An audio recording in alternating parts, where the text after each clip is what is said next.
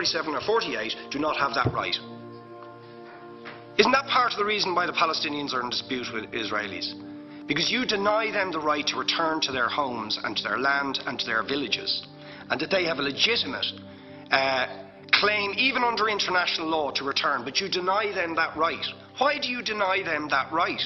And why do you give that right to other people who have no connection whatsoever with the land, whether you call it Israel or whether you call it Palestine?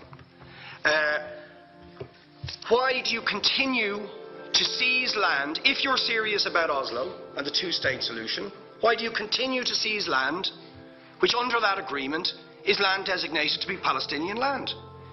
500,000 people, most of which has taken place since Oslo. You allow that to happen. Why do you allow it to happen if you're serious about giving this land to the Palestinians? It's absolutely extraordinary. And it just, are you not just taking us, Ambassador, for idiots?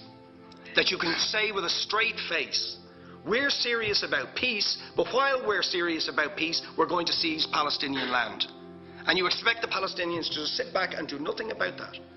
And the world to accept that that is an acceptable way to behave. And you asked earlier on, could we have some constructive solutions? Now you know what the Palestinian people have been asking for. Far less even than some people would ask for. Because I believe the whole apartheid system should be dismantled. But what they've asked for is to lift the siege of Gaza.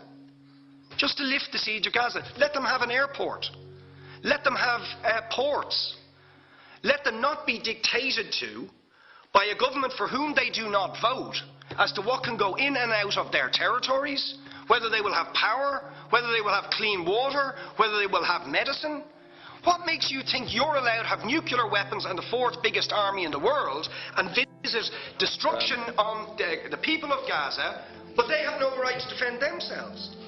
They have no territorial sovereignty over that land. Would you ask questions, please? How do you justify that? Yeah. All right. How do you justify those double standards? And very lastly, Ambassador, people like Bishop Tutu, Nelson Mandela, and I would certainly describe your state as an apartheid state, with different laws for people depending on their race or religion.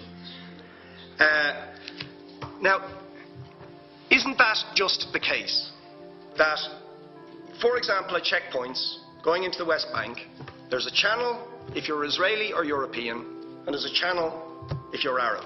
Just because you're Arab. If you came into Dáil Éireann and they stopped you and said, "Are you Jewish?" "Oh no, sorry, you can't come in through the same entrance as Irish people or European people because you're Jewish," you would call that racism and apartheid. But yet you practice that. You practice that with your checkpoints and your military barriers and your apartheid wall. How can you justify that? All right, thank you.